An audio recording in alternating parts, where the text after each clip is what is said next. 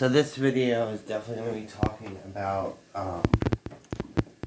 like dissociative identity and how alters do age, and can alters age in your system? Yes and no. And I'm going to tell you my story and my experience, and it's 6:25 in the morning and I can't sleep, and just depressed still, without my mom for a month and 2 weeks, and it's bad. And my grandmother's sleeping, and I'm visiting her home. I also did a couple of videos. You could thumbs up. Age aggression videos. My autism video I did with my friends at McDonald's. We all gathered together and had a outing together, and most of us were all autism and different spectrums, and high and low and medium and functioning autism. We went to McDonald's. You can check out that video. And any DDLG or ABDL, you can thumbs up, and this one too. And if you want to check out my FLDS, Winston Blackmore, Warren Jeff videos, you can thumbs up those because they're true. And what no one tells you about losing a parent, you can thumbs up those videos I did, and here we go. So my experience, basically, first of all, what is an alter? In 1997, a psychiatrist named Watkins discovered the old term for borderline personality disorder. Now the new term is called dissociative identity disorder. It's basically, I'm going to use a analogy real quickly. When you break a mirror, and you have a mirror, and you break it, it has different pieces. If you try to glue the broken pieces back to the mirror, is it still a mirror? Yes. The only difference is it's one mirror now still, but it has different fragments of the mirror. The mirror is still a mirror, but different parts of the mirror make it different, but it's still a mirror. That's how it is having dissociative identity and alters in your system. And when I say the collective system is your body, and I'm going to be using other words like out. The word out means like an alter is out, or I'm fronting. That's another word we use. Or the host. The host is mostly Princess, who runs this YouTube channel, and I have 3 alters. My autism 12-year-old Emily, and that's also a part of me, as the Princess, the host who runs the body. But Emily's my little side. Rose is our 1900 nanny from Scotland. Cassie is our kind of protective, modern, like superhero type of girl, feminist, but not like a dykey bad way kind of feminist. She's more like, she's an introvert. Cassie's an introvert, and she doesn't want no friends and no boyfriend. That's who she is. Rose likes to eat salads, plant flowers in her garden, and read lots of love stories from England and like Thomas Hardy and Jane Austen. And obviously, little Emily likes to play with toys and dolls and do age aggression, little space, ABDL, and DDLG videos that you see on our channel. That's her. So, can alters age, and why do they age? Alters basically age. Sometimes they can age slide. Depending on the alter itself. Sometimes they get stuck at an age, like a trauma could happen, or a particular time period that the abuse happened, they get stuck. And you only develop this ages 7 through 9 years old. You develop, this mental illness and having alters and social identity ages 7 through 9. And I'm just speaking from my story. There's no paper in front of me. There's no book. I'm not remembering anything. This is just how I feel at the moment, and I'm just being bluntly honest how I feel. And if it doesn't make any sense, I'm sorry, but still, please thumbs it up. It helps me out.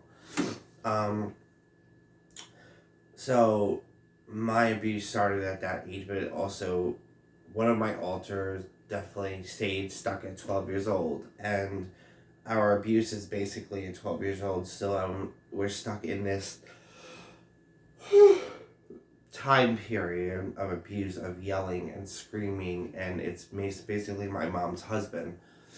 And alters, I developed also one who was a nanny to protect us. Like, for example, I always got told, you're no good, you're a piece of shit, you are a FAG, you are a GAY, you are the N-word, you are a fairy, you are a stupid JEW, you are a stupid person. I'm trying to be appropriate on here, and that's what my mom's husband, which was my stepfather, called me a lot. And I used to accidentally, because having autism and special needs, I was very hyper as a child. I'm still hyper as an adult, but you tone down a bit. And I spilt milk one time. He punched me in my arm. I fell off the chair, I remember. It was pretty bad. I don't want to get full into the abuse, but you get the picture. And that person is stuck at 12 with autism, and then losing my mother, supposedly, I still believe she, faked her death. They put a wax dummy in a casket, and she moved back to England, her homeland, and she wanted to divorce her husband.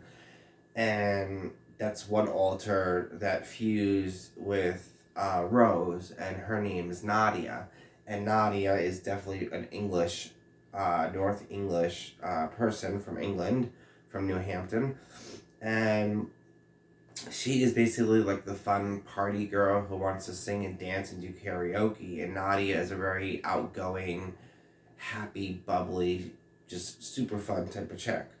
And she fused and was friends with Rose, and that's how Nadia came. So now there's Emily, Cassie, Rose, and Nadia are kind of like tied together. It's weird.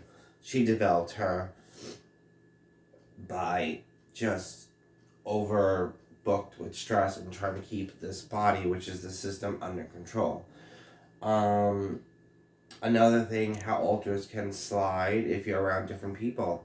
For example, if I'm at the park, and I'm not speaking just my experience, but now, if there's kids in the family, I'm not going to film. I'm not going to go to a real child and go play with them. No, that'd be inappropriate, weird, and creepy. Does my alters Emily want to play and go play with them? Absolutely. So what we do, as the adult in the system, and as the protected person, which is Rose, we go early in the morning. We go late at night, in the afternoon, between 5 and 6 o'clock at night. Our best time we go is between 7 in the morning and 8 in the morning is the best time to go to where we live, to the park. In the city, it's chaotic. There's no time. We tried to go to the park twice yesterday, and there was kids everywhere and families everywhere playing, so we couldn't play. I could have went down on a slide in the bridge, but the swings were overly packed and crowded. I mean, I could play and let Emily play, but we just can't do a video. But, because it just looks weird. And people judge, and I don't want to be bullied or picked on or abused or hurt, or targeted, so we don't do that. So, particular environments, ages, like alters can age, depending on your environment or where you're at, or who you are around. But mostly for myself, Emily's stuck at 12 with her autism and abuse. Now Rose is an age slider. Rose can age from 18 to 35 years old. She fused with Nadia. Nadia is basically the happy fun, let's go to the pub and have a couple drinks and girl time and Spice Girls and girly yak yak yak talk. She's definitely between 16 and 20. And then we have Cassie, who definitely age slides, and she's between 18 and 27. So they can age slide. My littles don't age slide because they're stuck in a trauma and abuse. Now I'm going to talk about my inner world. Now, everyone's inner world is different, and no, I don't have an alter who is an animal, and I have friends who are, but we do. Cassie is a witch. She practices witchcraft. Rose reads about witchcraft and dabbles into it. Cassie is the main one who practices witchcraft. Emily, we practice a little bit of Jewish and Christianity in our religion. Remember, every altar has different personality, different hair color, different skin color, different gender. And lately, I don't know why, and I'm confused, and I don't like it, but I think I might be developing an ABDL boy who's friends with little Emily, because I have this thing about like trucks and toys and dinosaurs and boy toys now. All of a sudden, when Emily's out fronting and she's out and she sees toys, she's lately gravitating a little bit more boy stuff. Don't know what that's about. I don't get it. But she will tell you when she's out. If you have comments below, let us know in this video. But anyway, what were we saying? Oh, so I talked about age sliding. Oh, our inner world. So my inner world is basically a big, huge. I don't know if you've seen that movie with the two twin girls and the red tricycle, and it's like um, they're in a hallway and some kind of spooky 1900 movie. I don't know. Red Rum movie. That's what it's called. The Red Rum. Anyway, my inner world is basically a motel room, and it's yellow doors with red handles. Go figure. And each door, the hallway straight, and you have a door here, a door here. You go down, you have a door here, a door here. You go down, door, door. Keeps going. And it's basically a huge motel room, or a hotel building, hotel. And each door is a different year, a different abuse, a different trauma, a different altar, a different scenario, a different type of genre. And that's what it's like in our system, in my head. And I tried getting rid of clothes from, let's say, Cassie. It took 2 months to get the clothes back that I had to donate, because it's like throwing out someone else's clothing and you gotta hear it in your head. That's what it's like for us, and it's really sucky. I did a part 1 to this video. You guys can watch it and thumbs it up, please. I didn't do a good job like I'm doing now, at least I hope I am. That's called Do Alters Age, or Can They Age? Dissociative Identity Disorder. I did a part 1. This will be a part 2 to that, so just look for that video. What else? We do talk to fairies and believe in fairies. We believe in trolls and smurfs and gnomes and domes and elves and witches and Tinkerbell and cute fluffy furries, and that's all our little side. And we like to talk and pray to them and be friends with them, and those are our friends and protective system. And I am on Prozac and Klonopin, which is psych meds from losing our mom, and we are still definitely in denial mode, and it's hard to grieve. And I made my grandmother this candle made out of crayons when I made that in my ABDL school. I did a video on that. You guys can see it. It was fun. And yeah, what else? Basically, having dissociative identity is a bad thing. You get lots of headaches and migraines. It's not the same as schizophrenia, although I will admit, on my opinion, there's one similarity thing between schizophrenia and dissociative identity. You do hear voices, but the voices are not eclectic. The voices are not like someone else's voice. They're basically your own eternal voices, but they're basically your own thoughts and your own views or actions, or what you could or should have did, or what you should do. And it's basically like someone else taking over. And I'm going to use this as another reference. You know, when you're driving a car, imagine I'm driving a car and Emily's in the passenger seat. My little side. Now, this is what you call co-conscience or co-con. Now, a lot of alters, or littles also, if you have a little side, can front as an adult, which they do a lot of times. Like, pay your bills, do this. And there are a lot of young, adults and children who are mature for your age who can pay bills and do things. Because we're still adults, but we have the mind of a child. And I know it's different than ABDL, DDLG, and little space. Although, on my channel, I live that lifestyle, and I am both. Don't judge me, don't come after me, don't hate me. That's how we live our life. because Emily is an ABDL and an age aggressor, and I'm also the body you see now, and the host, Princess, who runs the channel, is into age aggression, ABDL, and little space. That's just who we are as a person, and it helps with our mental health and abuse and trauma. And I like it, and I love the community, and it helped me out. And I'm grateful to find it, and I'm grateful to have friends who are into the community online. Hi, everybody. So, that's what our inner world looks like. Some people have what they call magical creatures and fairies, and I'll give you a reason why.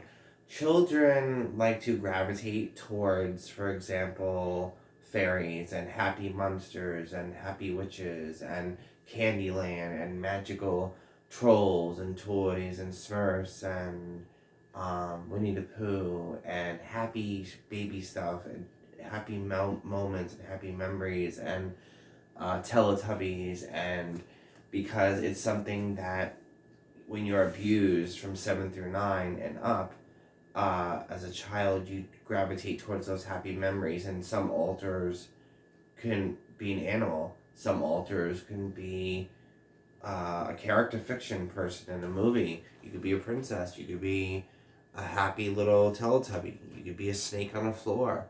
You can be a flying fairy with polka dots and rainbows. You could be a rainbow LGBTQ witch and shoots out rainbow dust.